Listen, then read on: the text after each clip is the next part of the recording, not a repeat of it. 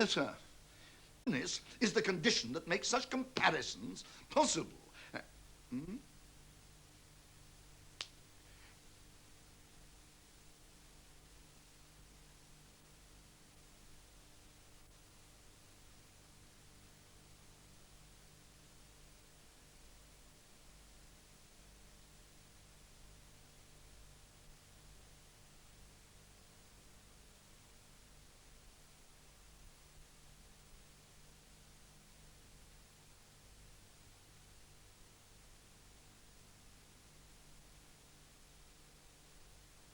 That programme for the Arts Foundation course will be shown again on Saturday morning at 8:30 here on 2. And your latest radio programme will be repeated a little earlier that morning at 7:15 on Radio 3 VHF. And that brings us to the end of our programmes for the Open University.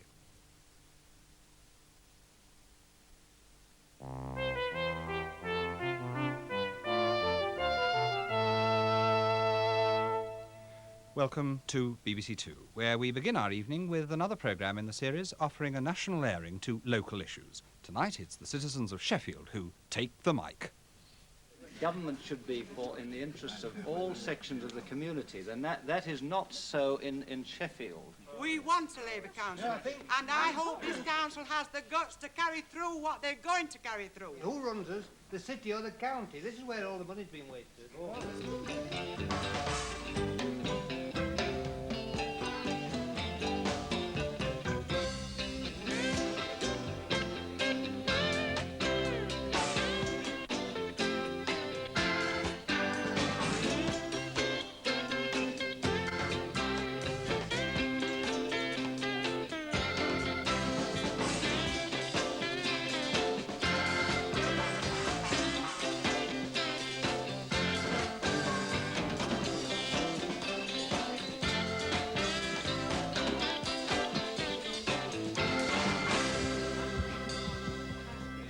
Welcome to Take the Mic from the Socialist Republic of South Yorkshire.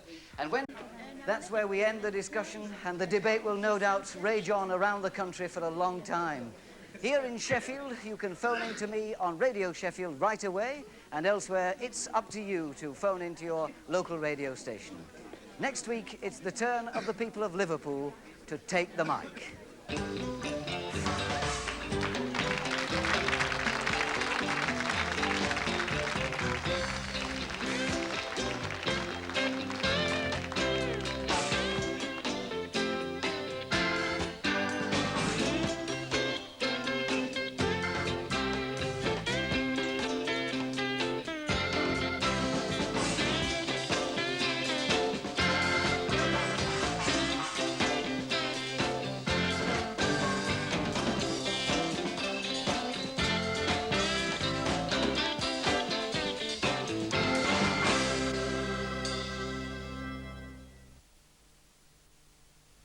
And in next week's programme, those residents of Liverpool take their opportunity to question the responsiveness of the health service bureaucrats to the needs of the people they are supposed to serve.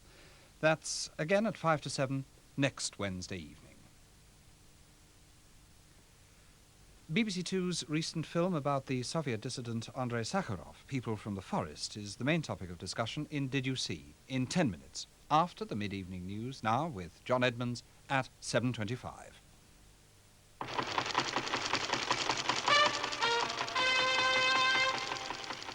IRA hunger striker Brendan McLaughlin says he wants to end his fast. A statement from the Northern Ireland office a short time ago said McLaughlin, who's been refusing food for 14 days, had told medical staff he wanted to end his hunger strike. From Belfast, Mike Wooldridge reports. Brendan McLaughlin has been in this hospital since he became ill last week. The news that he was ending his hunger strike came in the form of a statement issued by the H Block Information Centre. The centre said it had been told by a prison chaplain at the Maze that McLaughlin intended terminating his hunger strike at 6 p.m. tonight. It went on, and I quote, "To have continued in his critical condition would have meant almost immediate death, before the effects of a long hunger strike would have drawn in and built up the necessary pressure to break the British government's intransigence." The H Block Centre said it supported McLaughlin's decision and wished him a full recovery. A short time ago, a spokesman at the Republican Press Centre confirmed that McLaughlin had in fact taken food, and he too maintained that they weren't disappointed at all. They didn't want the hunger strikers to die. There's been no official response yet to McLaughlin's decision from the Northern Ireland office. Earlier today, Belfast police seized arms and ammunition, including a rocket launcher, in 2 separate incidents. In one, they raided the headquarters of the Protestant Ulster Defence Association and took away guns and ammunition.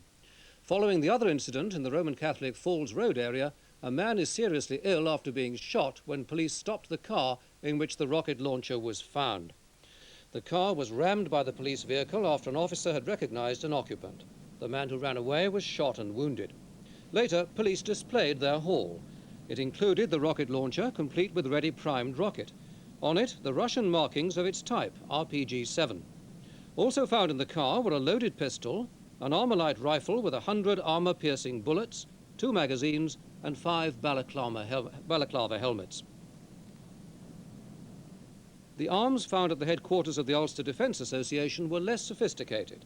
They include 6 homemade Sten guns and an ancient Thompson submachine gun with a revolver and assorted ammunition.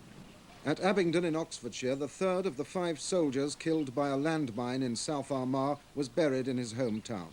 Rifleman Michael Bagshaw of the 1st Battalion, the Royal Green Jackets, had done 4 tours of duty in Ulster. The Army Padre who conducted the service recalled that Rifleman Bagshaw's death was the 2nd grievous blow to the town by Irish extremist bombers. Happy are the dead which die in the faith of Christ. The first blow was 2 years ago, when Abingdon's MP, Airy Neave, was murdered by a car bomb at Westminster. Today, Mr. Neave's successor, Tom Benyon, MP, heard the Padre say that the acts of terrorism and murder by the IRA would never stop the British Army continuing its peacekeeping role in Northern Ireland. Mr. Tony Benn has persuaded the Labour Party's National Executive to accept his proposal for the reselection of parliamentary candidates. By 15 votes to 9, the committee agreed that constituencies should be discouraged from simply reselecting their sitting MPs if there were other nominees. When leading members of the executive left the meeting, they had little to say about the vote endorsing the system introduced at the party conference last year. But our political correspondent says it's clear the decision could mean some Labour MPs coming under increased threat from the left wing. One NEC member, who's been reselected as an MP and was prepared to comment on today's decision, was Betty Boothroyd. I'm unhappy about it because I do think that management committees really have a very considerable degree of sovereignty and that they should be able to decide whether they want a shortlist of one or not. In Greece, an explosion wrecked the offices of the British Council in the northern city of Salonika early this morning. No one was hurt, but all 7 floors of the building were damaged, as were many cars parked nearby. Police said the bomb was homemade and contained a large quantity of dynamite. No organisation had claimed responsibility, but the police were not ruling out the possibility that there was a connection with the deaths of IRA hunger strikers in the Maze prison. The Soviet leader, Mr. Brezhnev, has accused Israel of carrying out aggressive action against Lebanon. During talks with King Hussein of Jordan, he also accused the United States of seeking to impose its will on Middle East states. The United States Special Envoy to the Middle East, Mr. Philip Habib, is on his way back to Washington. Before Mr. Habib left Israel, the Israeli Prime Minister, Mr. Begin, commented on the progress so far. I can say that the common opinion of all participants is that the diplomatic effort will continue. For the time being, I must tell you the truth, the diplomatic effort did not bring results. Repeat, did not bear fruit.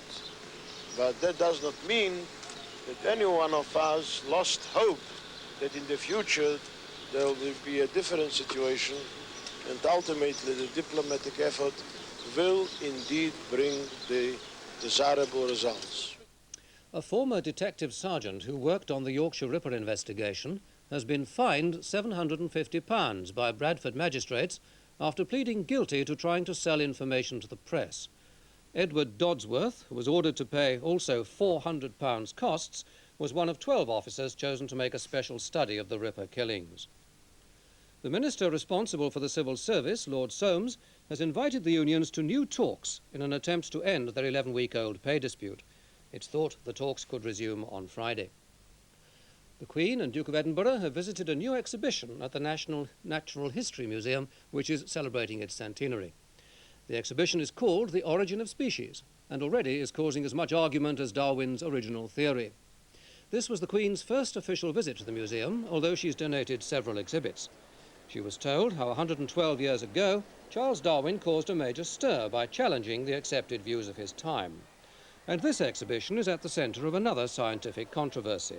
The organisers have concentrated their efforts on Darwin's idea that all living things evolved from a distant ancestor by a process of gradual change.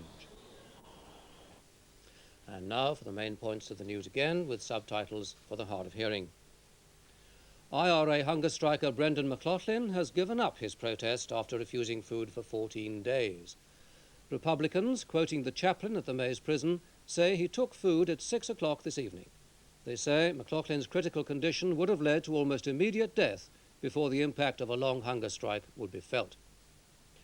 A rocket launcher was among arms and ammunition seized by security forces in 2 separate incidents in Belfast last night. Guns and ammunition were discovered during a raid at the headquarters of the Protestant Ulster Defence Association. The rocket launcher was found in a car in the Roman Catholic Falls Road area. A man is seriously ill after being shot while running away. Mr. Tony Benn has won another round in the continuing argument over the reselection of Labour MPs. The National Executive Committee accepted his proposal, which discourages constituency parties from simply reselecting the sitting MP. In Greece, a bomb has wrecked the offices of the British Council in the northern city of Salonika. Greek police say the explosion was caused by dynamite, although no one was hurt in the blast.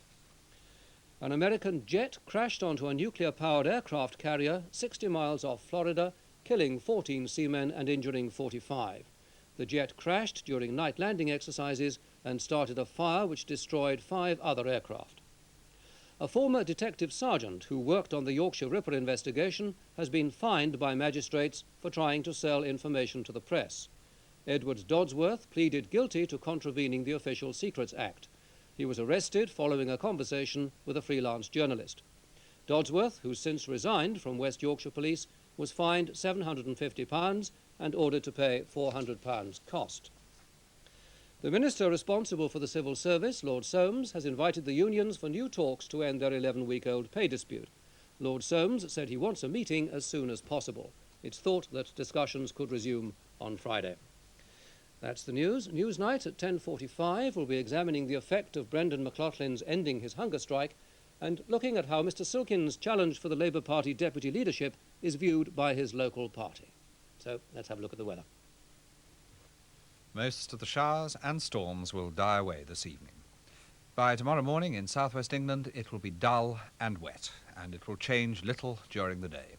But most other areas will start dry and bright. In Scotland, Northern Ireland, North Wales and the northern half of England, occasional showers will develop in the afternoon, whilst in South Wales and the southern half of England, rain will slowly spread from the southwest, but not reaching East Anglia till evening.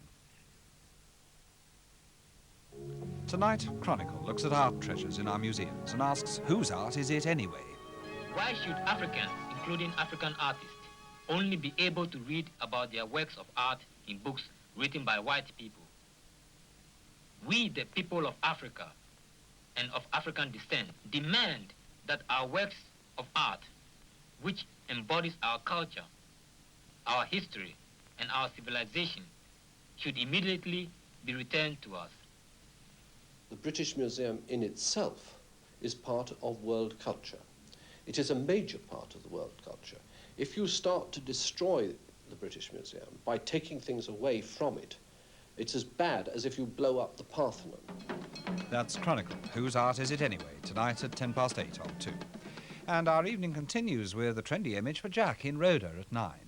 Private Schultz can't believe his luck at 9:25 when he meets Major Neuheim's sexy new secretary, played by Rula Lenska.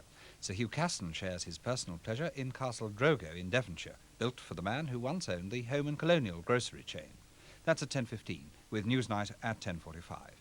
And finally, Enoch Powell as the politician in the Pursuit of Power series at 11:30 tonight on 2. Now, Did You See? Presented as usual by Ludovic Kennedy.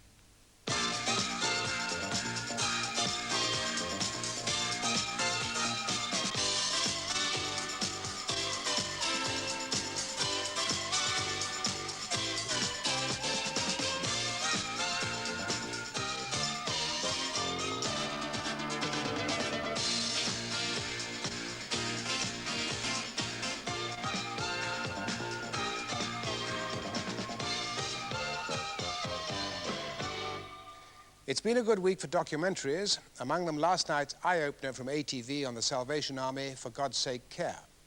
Any of us who thought that the Army was one of the most admirable and best-run charitable organizations in the country certainly don't think so now. The film's reporter, David Jones, claimed that of every pound the Army collects, it spends on its social services only a miserable 14 pence, that it frequently refuses a bed to those who haven't got the full tariff, and that it sells, and therefore makes a profit on, food and clothing that have been given to it free. Another unusual program entries when it's all over.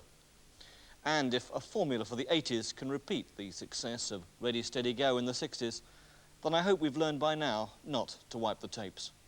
Thank you, Robin. Well, next week we shall be looking at Lord Snowdon's 2 documentaries on photography. Snowdon on Camera, Part 2, is on BBC tomorrow at 8:15. The comedy drama Private Shoots, Part 4, of which is on BBC2 tonight at 9:25, and Robert Key's Paperbacks on BBC1 tonight at 10:45. And with me to discuss those programmes will be Lord Lichfield, Susan Howitch and Len Dayton. And also, by the way, following the death this week of Jack Warner, and for those of you who look back with nostalgia to the old Dixon of Doc Green's, there will be a rerun of one of them at 5:10 on Saturday. So until next week at 7:35, goodbye.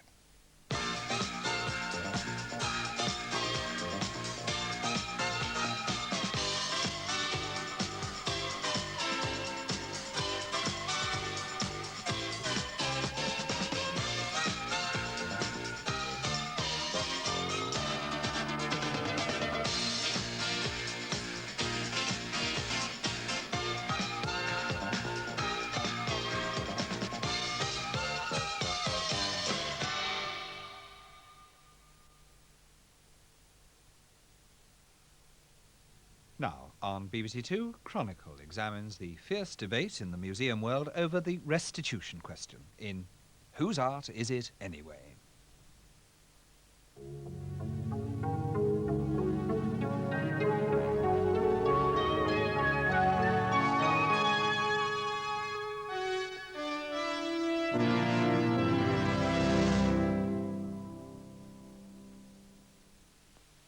This is the British Museum. We are going deep into their basement to look at what they have in their collection.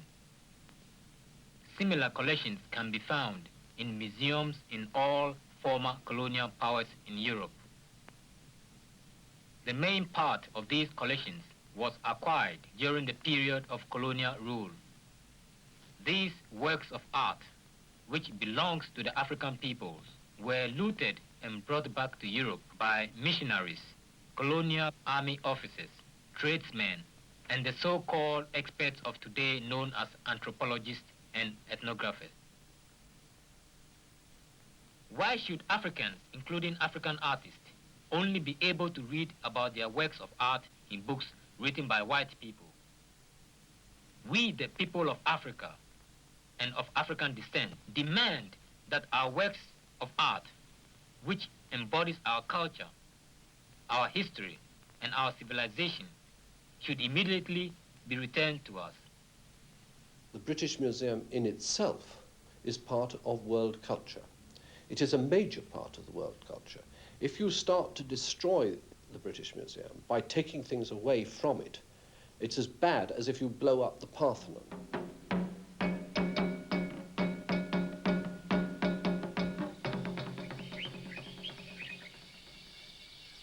That episode will be repeated on Sunday evening at 9:10, with Part 5 next Wednesday night at 9:25. Battlefront. Attack. Tomorrow's film stars Jack Palance. How about it, Ingersoll? Gonna try for that pillbox? We can give it a try, but we'll need support if we get jammed. But if we get pinned down, we're sure gonna need Captain Cooney to get us out of there. That's for certain. Cooney, where are you? The second back them up. It's up to you, Cooney. Do you hear me? Cooney, where are you? Follow me! Attack, a stark account of one man's cowardice in battle and its devastating results. Cooney, I'm gonna give you something to think about. If I ever lose another man on account of you, just one, You'll never see the States again. Double-cross me like you did Ingersoll. You play the gutless wonder just once more, and I'll come back and I'll get you, Cooney. I'll shove this grenade down your throat and pull the pin. Attack, cowardice, corruption and the brutality of war. Tomorrow at 9 o'clock on 2. Just started on BBC1, Alan Price, with a collection of songs from the golden days of rock and roll. Viewers in Wales will see the programme a little later. Here on 2, tonight's edition of Personal Pleasures with Sir Hugh Casson takes us on a visit to Castle Drogo in the West Country.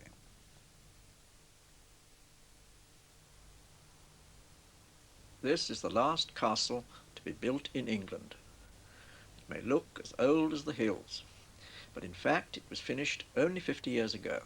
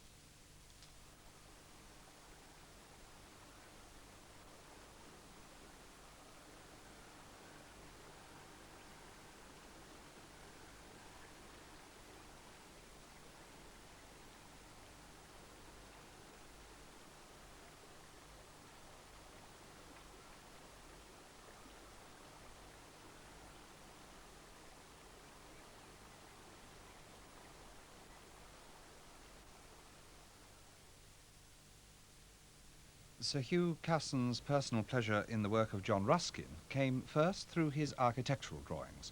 And next week Sir Hugh visits the collections of his work, drawings and writings, in the Ruskin Museum in Coniston and at Brantwood, the house by Coniston Water where Ruskin lived for the last 30 years of his life. That's at the usual time, 10:15. In paperbacks on BBC1 in a couple of minutes, Robert Key will be joined by Terry Jones, Rachel Billington, Germaine Greer and Emma Tennant. And viewers in Wales will see that edition at 11 o'clock tonight.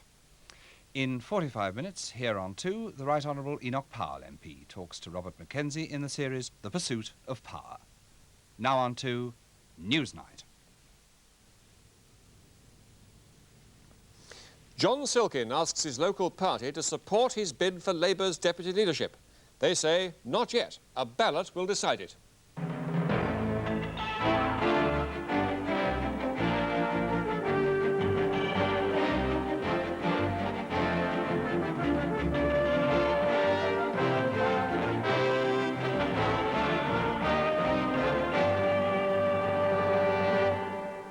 Good evening. Lines in the first editions of the papers. Daily Telegraph leads on the IRA hunger striker McLaughlin giving up his hunger strike after 2 weeks. Financial Times has a story here about Britain being under pressure to cut the price of North Sea oil. The Times leads on the Russians raging, as they put it, at Schmidt, the German Chancellor, for towing the US line on arms. It says as tension mounts in Poland and Soviet alarm over deteriorating East-West relations increases, the Russians have launched a bitter attack on the man whom Moscow had long pinned its hopes on for preserving détente in Europe. Ben the dictator, says the Daily Express, moving to the Labour Party's internal problems. He puts 200 MPs at risk. The Daily Mail has poor old Michael Foot, humiliated by Ben yet again. Mr. Foot, picture here after the meeting this morning. And The Sun also has a column here on the Labour Party's problems. Ben gives Foot one in the eye, but it leads on the checkmate killers as a headline. The Yorkshire ripper Peter Sutcliffe and the notorious Moors murderer Ian Brady have teamed up in jail, says The Sun, to play chess. That's all from us. Join us again tomorrow. Good night.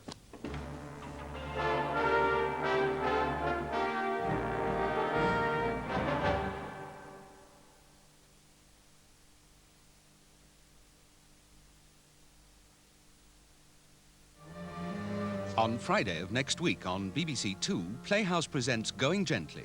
Set in a hospital cancer ward, the play observes 2 patients attempting to come to terms with their illness. Both terminal sisters, 7 or 8 weeks. It stars Judi Dench and Fulton Mackay. Want anything? What do you offer for acute terminal depression? Brompton's cocktail? No, thanks. I'm not going to lead this pathos-strewn life with my soul mortgaged to morphine. I'm going out observing. And Norman Wisdom. You okay in there? A little more dead. Hey, did you hear about me? What? How they got me mixed up with someone else? Yesterday. Told me I'm supposed to have some sort of serious illness. Me? What do you think of that? You're wasting valuable time. How come? I told you that yesterday. So? Now it's today. Fulton Mackay and Norman Wisdom Going Gently on Friday of next week on BBC2 and on the cover of the new Radio Times.